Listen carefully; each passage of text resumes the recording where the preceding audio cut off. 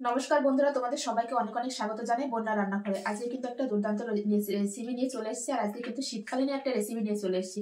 শীতকালে কিন্তু প্রচুর পরিমাণে বাজারে ধনেপাতা পাওয়া যায়। আজকে বানাবো হচ্ছে ধনিয়া চিকেন। তো অনেকভাবে শীতকালে আমরা চিকেন রান্না করে খাই, কিন্তু ধনিয়া চিকেনটাও কিন্তু খুবই ফেমাস একটা রান্না।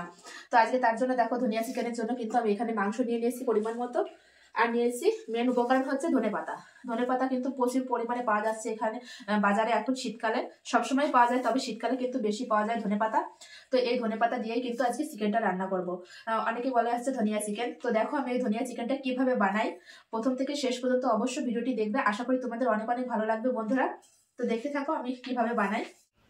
কড়াই বসিয়ে দিয়েছি, কড়াই কিন্তু খুব ভালোভাবে গরম হয়ে গেছে, তেলও দিয়ে দিয়েছি। এবার আলু ভেজে নেবো মাংসের জন্য। আলুটা অপশন, তোমরা দিতেও পারো নাও পারো। আলুতে দিয়ে দেবো সামান্য পরিমাণে একটু লবণ দিয়ে ভাজবো, কিন্তু আজকে হলুদ গুঁড়ো দেবো না আমি আলুতে। তো আলু ভাজা হতে থাক, ততক্ষণে আমি এই ধনেপাতা আর এই কাঁচা লঙ্কা দেবো। আমি এই রান্নাটায় কিন্তু অবশ্যই কাঁচা লঙ্কা দেবে, তাহলে কিন্তু কালারটা খুব ভালো আসবে।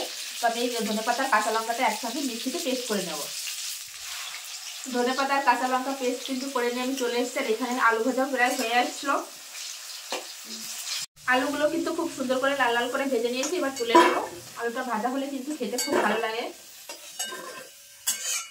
ওই তেলের ভিতর কিন্তু আমি ফোড়ন করে নেব। ফোড়নে দিয়ে দেবো হচ্ছে একটা তেজপাতা, গোটা গরম মশলা আর গোটা জিরে।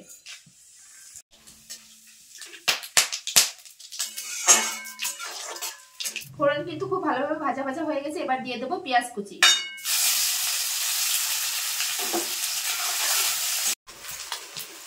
পেঁয়াজটা কিন্তু আমি হালকা লাল লাল করে ভেজে নেব। পেঁয়াজটা আমি একটু হালকা করে ভেজে নিয়েছি। এবার দিয়ে দেবো আদা রসুন বাটা। আদা রসুন পেঁয়াজ কিন্তু একটু ভাজা ভাজা হয়ে গেছে। এবার দিয়ে দেবো জিরে আর ধনে বাটা। এবার দিয়ে দেবো স্বাদ অনুযায়ী লবণ, আর দিয়ে দেবো সামান্য পরিমাণ হলুদ গুঁড়ো। তোমরা চাইলে হলুদ গুঁড়ো নাও দিতে পারো, তো আমি একটু দেবো। মশলা খুব সুন্দরভাবে কষিয়ে নিয়েছি। দেখো মশলা থেকে তেলও ছাড়তে শুরু করে দিয়েছে। এবার দিয়ে দেবো ধুয়ে রাখা মাংস। মশলার সঙ্গে মাংসটা কিন্তু খুব ভালোভাবে কষিয়ে নেব।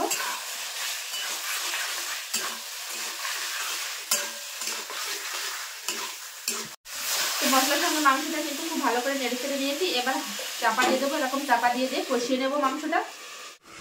তুমি দেখো কয়েকবার কিন্তু চাপা খুলে খুলে আমি নেড়ে দিয়েছি। তো দেখো মাংসটা কিন্তু অনেকটাই হয়ে এসছে। এবার দিয়ে দেবো আমি কাঁচা লঙ্কা ধনেপাতা বাটাটা।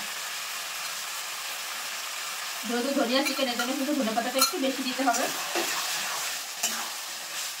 আর সঙ্গে দিয়ে দেবো ভেজে রাখা আলু। তো দেখো নাড়তে নাড়তে কিন্তু একটা কালার চলে আসবে ধনেপাতার। তো দেখো নাড়তে নাড়তে কিন্তু কত সুন্দর একটা কালার চলে এসছে। এভাবে কষিয়ে নেবো আমি। এভাবে আমি আর একটু কষিয়ে নেব।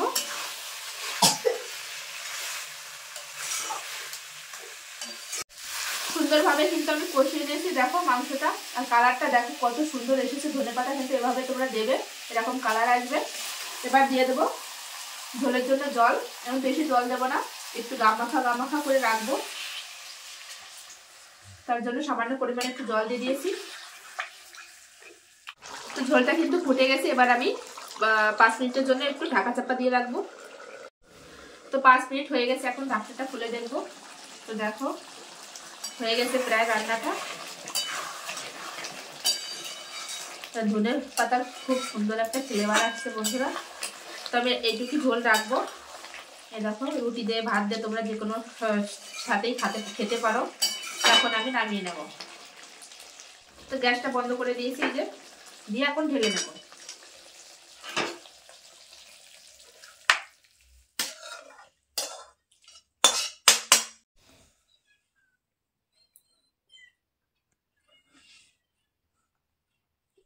দেখো বন্ধুরা, এক থালা গরম গরম ধনিয়া চিকেন কিন্তু একদম আমার রেডি। এটা কিন্তু রুটি ভাত সবটার সঙ্গে তোমরা খেতে পারবে। আর দেখো কেমন হয়েছে কালারটা, অবশ্যই কমেন্টে বলবে। যদি এই ভিডিওটি ভালো লেগে থাকে অবশ্যই লাইক কমেন্ট শেয়ার করবে। চ্যানেলটি সাবস্ক্রাইব করবে আর শেয়ার করে কিন্তু সবাইকে দেখার সুযোগ করে দেবে বন্ধুরা। সবাই এভাবে ভালো থাকবে, সুস্থ থাকবে। আবার দেখা হবে নতুন কোনো রেসিপির সঙ্গে। ততক্ষণের জন্য বাই। বাড়িতে একবার ট্রাই করতে পারো, আশা করি অনেক অনেক ভালো লাগবে বন্ধুরা।